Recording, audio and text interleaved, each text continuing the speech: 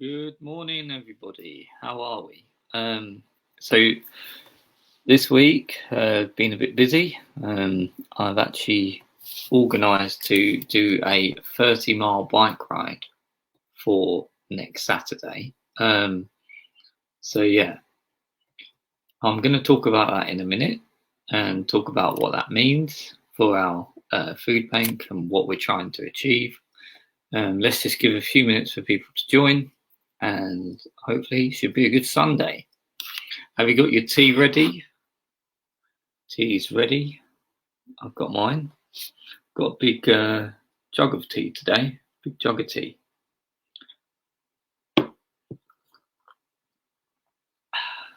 Please leave a comment in the comment section. Say hello. I'll start it off. There we go. If you could say hello back, that'd be great. Be nice to know that you're here. Keep the conversation going. Going to be talking about my bike ride next in a minute, about next Saturday. Coffee and a bacon sarnie. I want a bacon sarnie. I want a bacon sarnie. Bacon sarnies are lovely. Oh, why didn't I think about that? Oh, I'm gonna have to rush out and get some bacon, I think. Leave you all here and then just go get some bacon. I did a family quiz night last night with my family. It was a good laugh. My cousin beat me, but came second, so that was good, but not on my own skills. It was very much, I think my dad was probably the better person out of us all. So he got a lot of questions right. So yeah, we did lockdown quiz night, which is really good. Good fun it was. So yeah, I just want to talk about next Saturday morning. I'm doing a 30-mile bike ride for our food bank. So I'm raising funds to basically keep supporting our food bank. So if you look here, Trussell Trust gave out a statistic recently, and it says that 81 Trussell Trust reporting its network's busiest ever period due to the COVID-19 pandemic. 81% more emergency food parcels are given out across the UK, including 122% more parcels going to children compared to the same period in 2019. So this is something that we're really passionate at our church. As you all know, we run a food bank and have done for over a year. And we have seen an increase in giving out food. And it's actually, our costs have gone up. So we're at the start of this crisis, a bag of food for us was actually costing £6. Now it's gone up to £10 because we're having to feed more families and more children, and we're trying to cater to children's diets as well and still be able to give them the right food. So next Saturday morning, I'm doing a bike ride to help raise money for the food bank. We are hoping to raise about £1,000. If you can give, please do. I will share the link to the GoFundMe page right here. I think it's also on the banners that should be going across the screen. I've been kind of trying to work that out, see how that works. Been playing about with that. So that is the link if you want to go off and donate to the bike ride next Saturday. I have managed to cycle 30 miles last Saturday. It killed me, I'm not going to lie. I have also recently only got over COVID-19, so my lungs aren't as good as what they were, and I think they're slowly repairing. But I'm determined to do this because the food bank needs help, and people need feeding, and that's the thing, and that is the realness of the situation. People are going hungry. For Trussell Trust to say that 81% more food parcels have gone out, they're very good with their statistics, and so basically and we're very passionate. We've got a great team at the food bank. They really put themselves out, and we've got a team just constantly working, making sure that food is going out.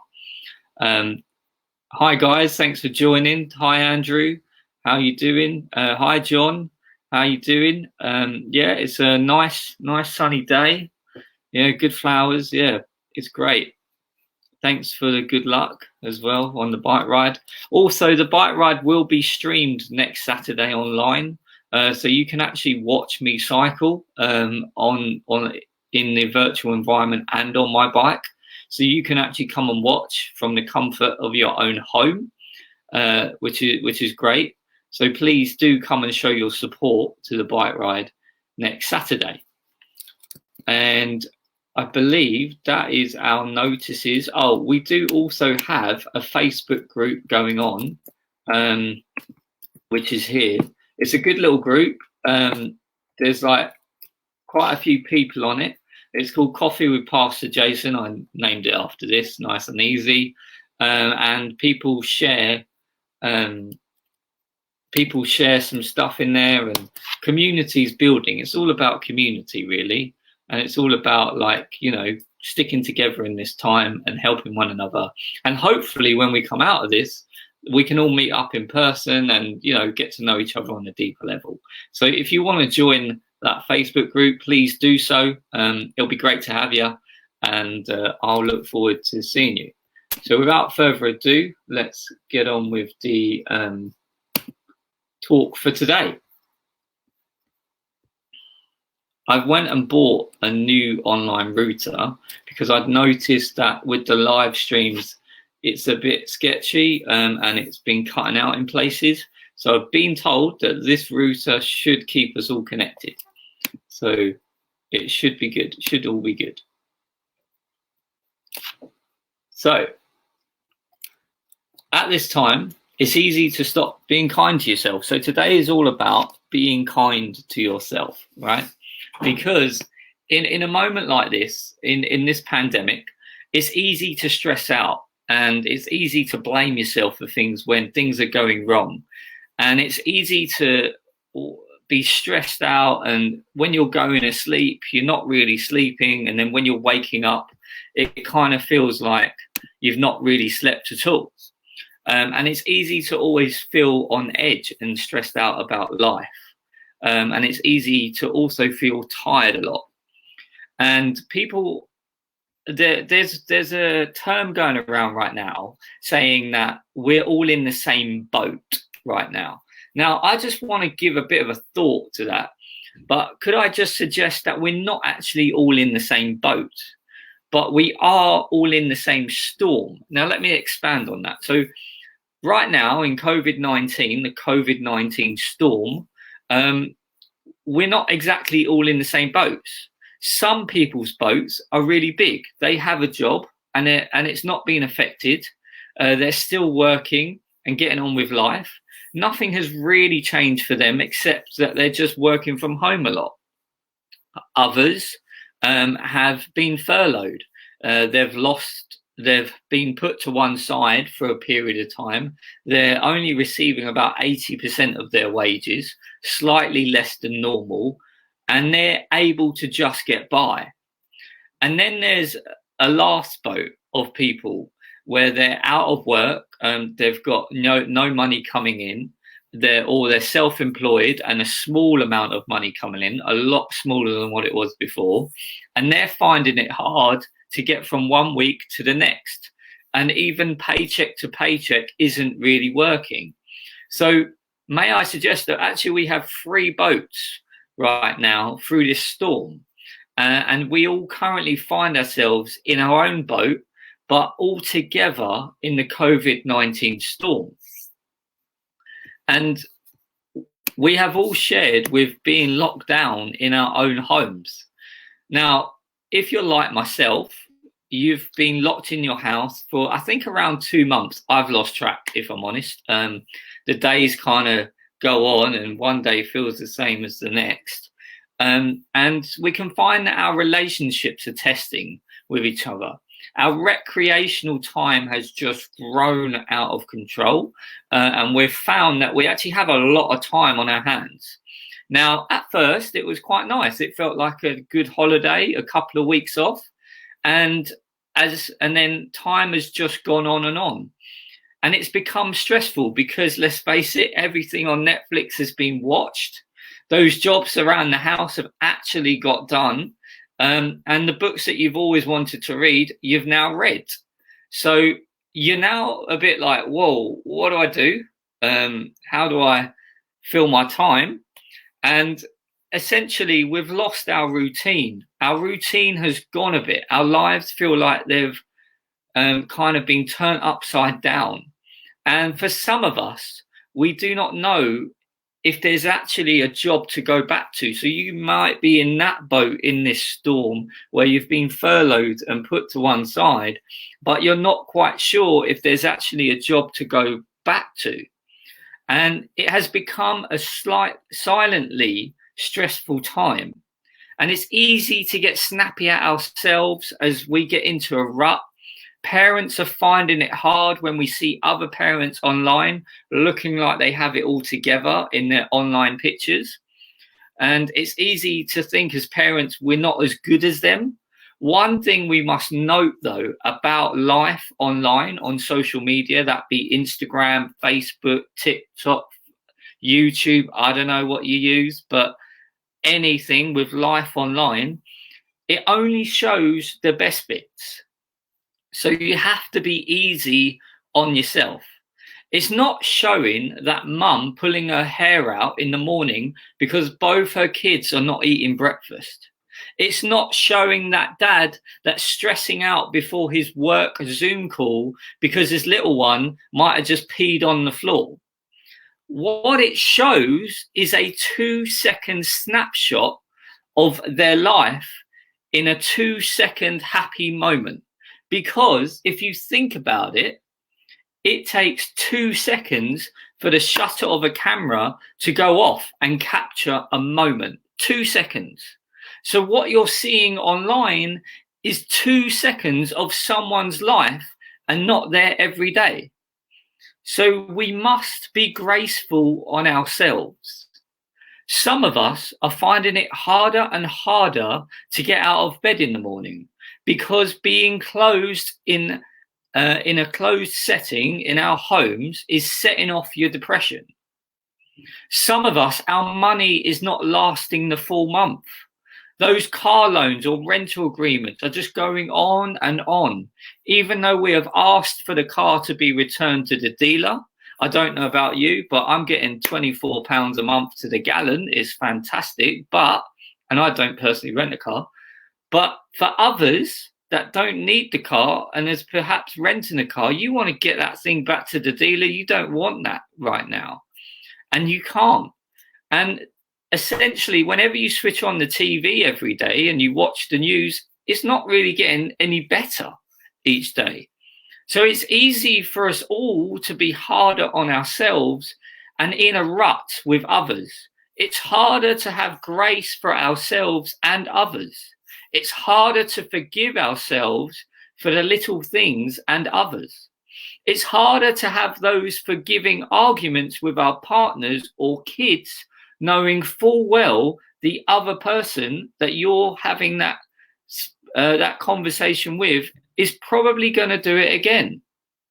Yet we find that our mental health, to move into a positive aspect, this is what we have to do. We have to forgive and be kind to ourselves and others, to have grace on ourselves and others around us. Yet it's easy to talk about, but it's hard to actually put it into practice. So let me share with you this week's story of hope. So this week's story of hope is a great one. I put it together at the beginning of the week. So basically, there was once a man who lived in a great house. Now let's name him Steve. He lived in a leafy town. He had a nice car, but on credit. He had a nice house, but a massive mortgage. And he had a nice family, a beautiful wife called Emma, and 2 beautiful kids. He was a good friend to people, and he lent out his money from his pay and told his friends to pay it back when they can. He had a great job in London and earned a nice wage in London. Now, he owed quite a lot of money to the bank for different loans, one being his car that he drove. Yet he had the wage to be able to pay small parts of it off per month. He and his family thought he had a job for life, so they didn't have any worries about their debts. In fact, they just really forgot about them and got on with life. Then one day, there was a huge drop in the financial markets, and the company he worked for went bust. Steve lost his job in an instant. The bank he had borrowed money for called him in, as they had just made 95% losses that year from the drop in the market. And he went in to have a meeting with the bank manager and explained he could not pay the loans. He couldn't pay his mortgage. He couldn't pay the car loans. And as Steve broke down crying, and he was wailing at the bank manager's desk because he had realized that he had taken out more money than he could pay. He had nothing because no one was hiring for a job in the short term, and it looked bleak. And this was the worst recession that the country had ever seen. The bank said to him, "On this occasion, Steve, we're actually going to write the debt off for you. You can keep everything, the house, the car, and we'll write the debt off. You don't have to pay. You can leave our branch now and go on your way." Steve left the bank elated and happy, jumping for joy. He couldn't believe his luck, how it has just turned around. And then Steve saw his friend Dean in the street that he had lent money to. And straight away, he started asking Dean for the money. He said to him, "If you don't pay me what you owe me, I'm going to let your wife Samantha know that you borrowed money from me." His friend got into a right mess and said, "I can't pay you back right now, but give me some time." You see, Dean's situation was worse. Dean actually lost his job before all of this and was trying to get a job in this. And he went to Steve with confidence because he was telling his wife every morning that he was still going to work, dressing up with that suit, going into London and sitting on a bench. That was Dean's life. But then when he went to Steve for money, Steve gave him some money and, to see him through that time. So at this point, after this market has dropped, Dean's chances of a job is actually less than Steve's. But then Steve got annoyed and he called the police, and they ended up at Dean's house, and in front of his wife Samantha, Dean was arrested and thrown into jail. A good picture. Samantha bumped into Emma, Steve's wife, in the high street the next week, and they were chatting, and she had mentioned that they had been let off a lot of debt from the bank. You see, after this conversation, Samantha, Dean's wife, went into the bank and spoke with the bank manager and explained the situation, that her husband was now in jail and that Steve had been let off of his actual bigger debt. So then the bank manager called Steve in with the police, explained to him that he was let off his debt, but because he did not let his friend off the debt, he was now going to jail and had to pay all the original debt. So now Steve and Dean are in jail. And the point of this story is to show that in these times, we must be graceful to one another. And we must let one another off at things Now, I'm sure you're not lending your money out to people, and I'm sure that people don't owe you a lot of money. Maybe they do. But I'm just talking about the day-to-day things when you get up in the morning and the washing up isn't done and it's been left there since last night and you kind of thought your partner was going to do it. You kind of have to just let them off and get it done. Or perhaps it's getting up in the morning and you're seeing all your kids' toys all over the floor, even though you asked them to tidy it up before they went to bed. Or perhaps it's going into your son's or daughter's bedrooms and you're finding it in a mess when you've been on at them all week to tidy them up. It's having that grace to be able to let the person off. And you see, God is graceful to us. In this story, God is the bank manager in the story. And essentially, we are Steve. You see, God gives us so much grace out of love so that we can in turn show his love to others. And if we don't, then justice is always served because God is a God of justice. Now, it's not that God is a hard God. Please don't think that. God is not sitting up there in heaven with his hammer ready to come down on you. Not at all. God is a loving God and always shows grace and justice no matter who you are. Yet, in these times, how do we be gracious to others when we are finding it hard ourselves? You see, it's easy for me to sit here this morning and say all of this, but it's hard to do. Like if you're like myself, I find it hard to let things go, especially when someone's double-crossed me or someone's planning something against me, or perhaps I get up and things are not done around the house. And I find it hard to let it go. And I'm sure you can share with that. Perhaps we all find it difficult to have grace and let it go.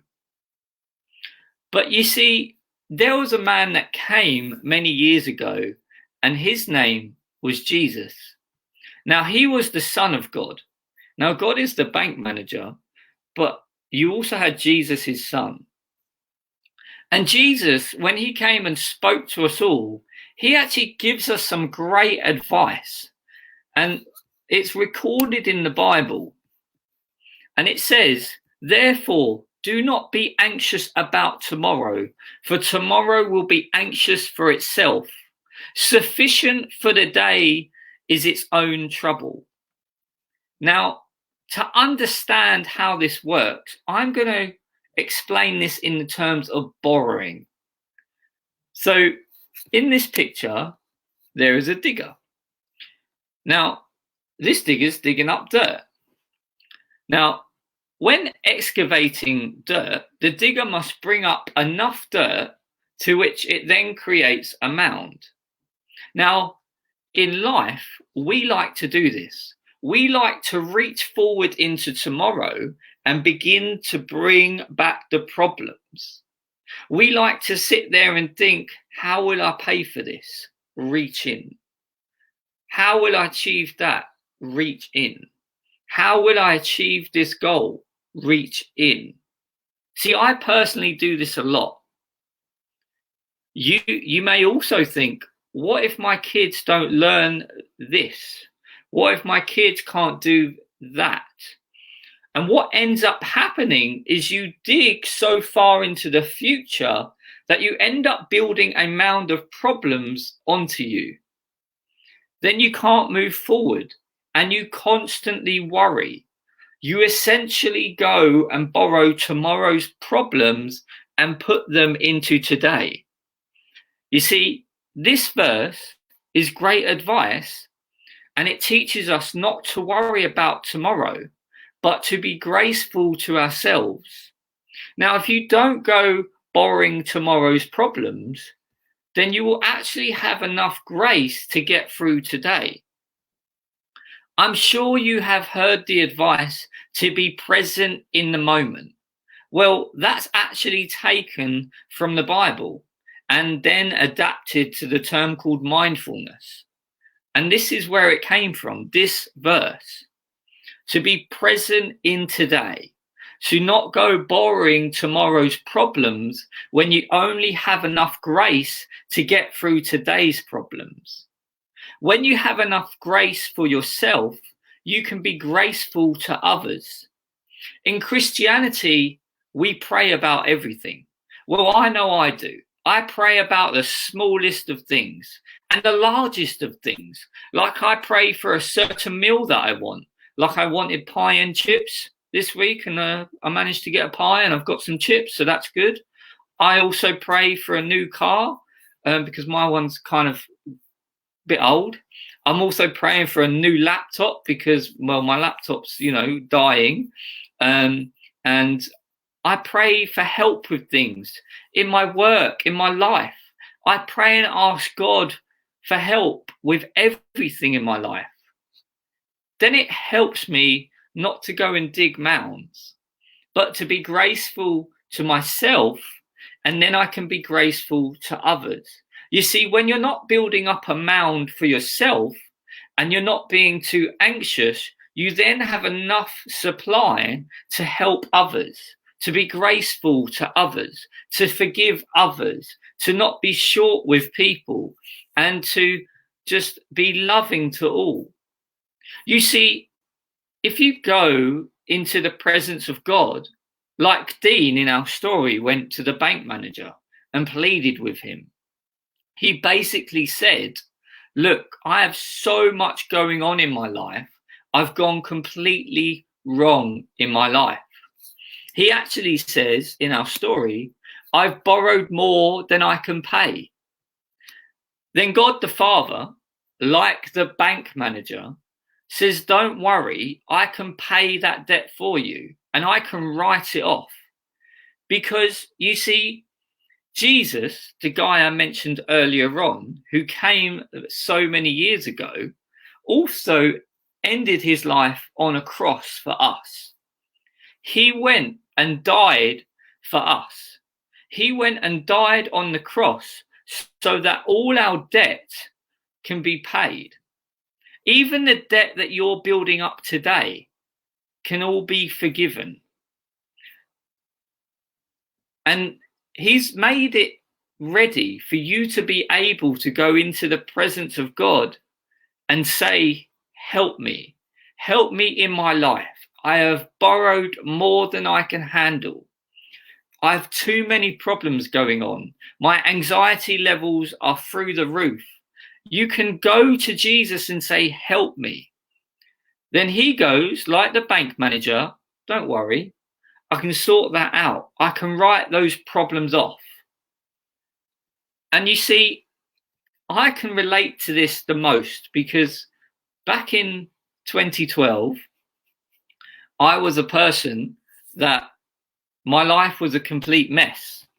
I went and borrowed way too much money. I went and borrowed way too much relationship debt. And I made a lot of bad relationships and I made a lot of bad decisions to the fact that I ended up on my own living in London, and anxiety and stress was through the roof. In fact, I could not sleep through the night. I had bad night's sleep after bad night's sleep. And it got to the point that a friend of mine invited me to church, and I heard a similar message to the one you're hearing today about Jesus. And I just decided on that day that, yes, I want to follow him. And I believed that he could fix all my problems. And I simply went to him from the beginning and just said, look, Jesus, I've got these problems. And I went day in, day out. I was in a lot of debt. We're talking like maybe 10 grand's worth of debt. And I had really bad relationships with girls. I went from one relationship to another. And I had bad relationships with friends, and I'd fallen out with my family. And one day after another, over the course of about a year and a bit, he ended up fixing it all. He ended up fixing all those problems. And it took a while. It was painful to go through, but he fixed it. He was like the bank manager in our story. When I went to him, he fixed the problems. So this is what I'm asking you to do today. If you've got problems in your life, if you're finding it difficult right now and your anxiety and stress is through the roof, then may I just suggest that at some point today, close the door in your bedroom, sit there and just say to Jesus, look, can you help me? Can you get rid of these debts that I have in my life? Bad finances, anxiety, relationship problems, stress. Can you get rid of all of those? And I've gone and borrowed more than I can pay, Jesus. And Jesus will. He will take all your debt and he will fix your problems. And you will come out of this with him. And you will feel so much secure in your present moment. And you'll feel so much faith about your future that when problems come each day, you will have enough faith to see these problems through. Now, when I face problems, I pray about them. I face problems every day. I'm not going to lie. They're probably a little bit more than when I first came to Jesus. My life now is totally different. But the security of it and all of that, and I pray. But I've also learned that when I've gone to Jesus, the bank manager, and asked for his help, he's always been there. He's always sorted it out. And so when I face problems, I come with faith, because faith helps you through life's troubles. And it will also reduce your stress and anxiety. And essentially, if you come into Jesus and you allow him into your life today, and you just say, will you come and help me and I'll follow you, he will help you. And he will get rid of your anxiety. He will get rid of your stress. And he'll even get rid of your financial debt, because he did it for me and he will do it for you. And he will fix things that are wrong in your life. It will be painful. But when you get through the other side, you will look back and go, I'm so happy I went through that stage in my life.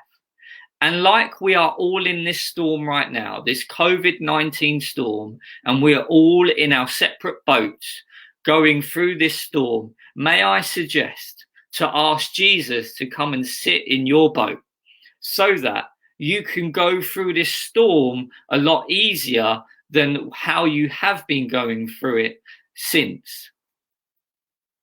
And it is because God is all loving and he is all knowing. And he wants to help you. You see, the Bible also records that Jesus stands at the door and knocks. He stands at the door of your heart and just knocks. It also says that he's like a gentleman. When you ask, he will come. He doesn't just bash his way through. He doesn't knock the door down. He doesn't take over. He waits for you to say, can you come and help me? And he comes through into your life and starts helping you. So perhaps the story of hope this week is to simply be graceful to others, but to also ask Jesus to come and help you. Now, let me just finish in a prayer for if you want to accept this today, if you wish to accept Jesus in your life today. Father God, there are so many people going through these storms right now, Lord. There is debts, there is relationships, there is stress, there is anxiety. Father, please may you step into their lives, the ones that ask for your help. Father, may you just show up in their lives in such a great, powerful way, Lord. And may they feel your presence as soon as they pray, Father. Just like how you put my mind at peace the first night I accepted you, Lord. And how I slept a peaceful sleep, Father. May you be with them, Lord. And may they be able to lie in your safety in the evenings, Lord. So they may sleep. And sleep peacefully they will, Father. Because you have come into their life, Father. And please, Lord, will you help them and love them and show them your grace so that they may show your love to others. And in Jesus' name, amen. Now, if you want to just post a comment in the comments and have a chat, let me know what you thought about the talk. I'd love to hear your thoughts. Let me know what you think. You know, do you believe that there is a Jesus? Do you believe that, you know, all of this is real? Just post in the comments. I don't get offended. I've made my decisions in life. I'm quite confident in who I am, and I'm happy to have these conversations with you. So please do post in a comment, and I'm happy to answer any questions. Also, please let me know what you thought of the talk, and if it helped you. I love to know if these things help you, especially in a time like this, because, you know, everybody needs encouragement and everybody needs grace. So please do post in the comments what you thought or if it encouraged you. I'm just going to have a sip of tea.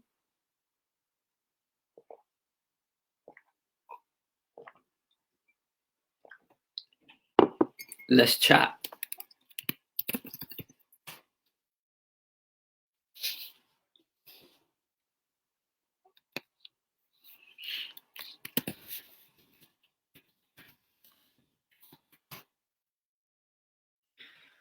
What do we all think?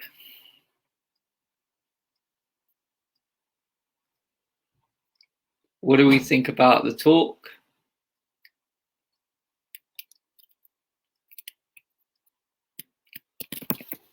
Was it helpful? Great to get your feedback.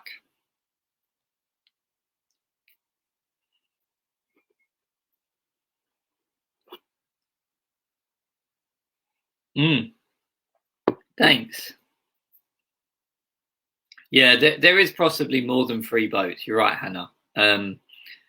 And like, when I was thinking about the problem, I thought the easiest way to communicate this is free, you know.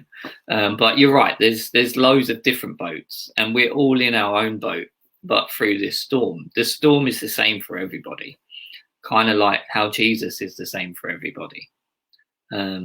Yeah, Andrew, I've actually done the same myself, where I go and borrow tomorrow's problems.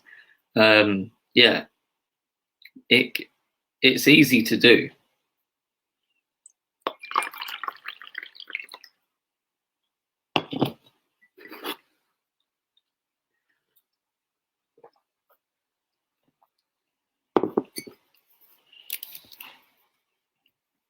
If any of you would like to join the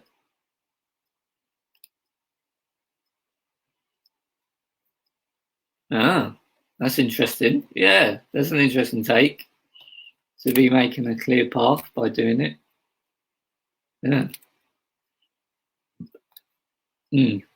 Well, I'm glad it helped you. I'm glad it helped.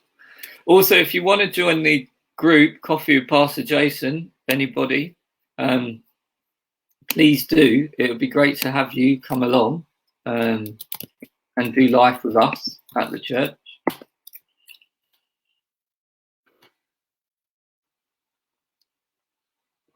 It'd be nice to, you know, get a few more people in the group. It's great to have these chats.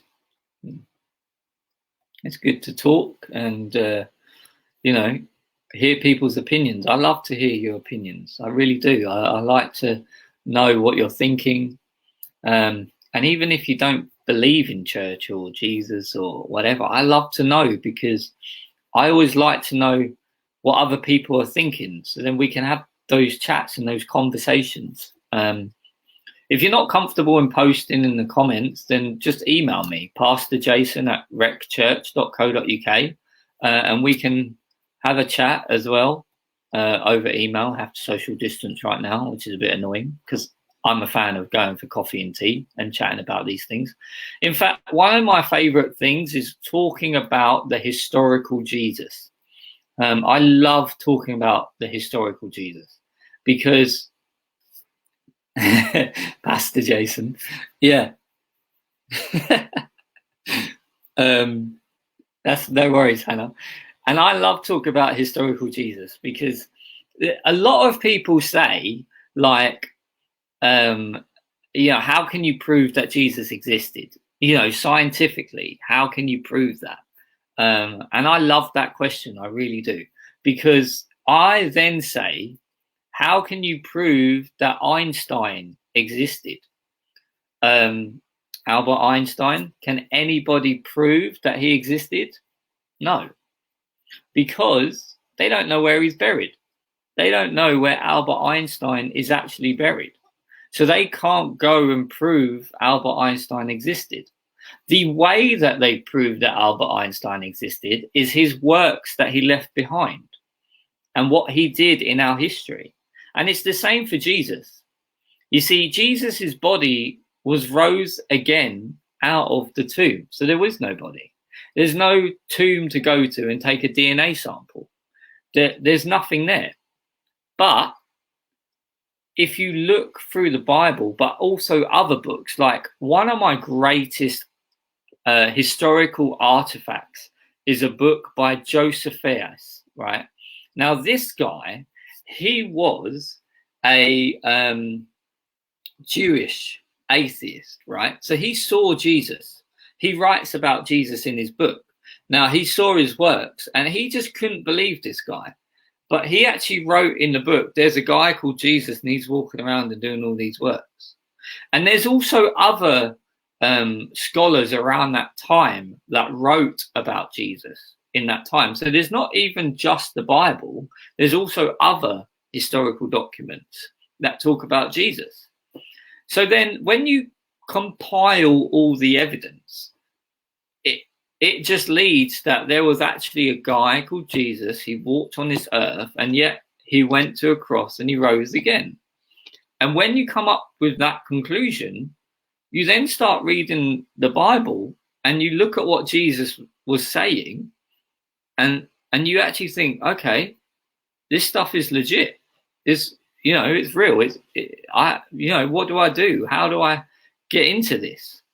And I love doing talks like that. I love talking about that subject. And I love it when people email me or, comment on stuff online and say, I don't believe in Jesus, all this religion stuff. And to the religion stuff, I'm like, yeah, I'm not religious. I have a relationship with Jesus, but I'm not religious. I don't class myself as religious. And it's great to have those sorts of conversations. Steve, great talk and food for thought. Like the piece about the digger. We all do it. Borrow from tomorrow's worries instead of leaving our difficulties at the feet of Jesus. His grace is sufficient. Praise God. Thanks, Steve. Yeah, great. Thanks a lot. Yeah. Also, does anybody else want to comment before I close the live session? I'll give you another couple of minutes. Be great to see your comments.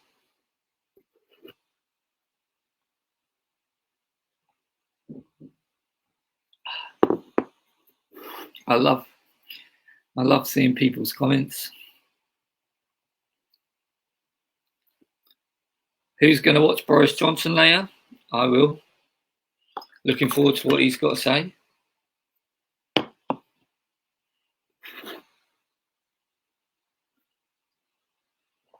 Be interesting to see what happens after this lockdown. Or is this lockdown going to continue? Who knows? Well, one guy knows. It's Boris. All right. Well, I'm going to head off. If you want to post a comment after this is posted, please do. It was lovely to talk to you all today. Please, thanks for listening. Thanks for joining. It's a pleasure to talk to you. It's actually a privilege that I get to do this. And I thank you for listening and have a great week.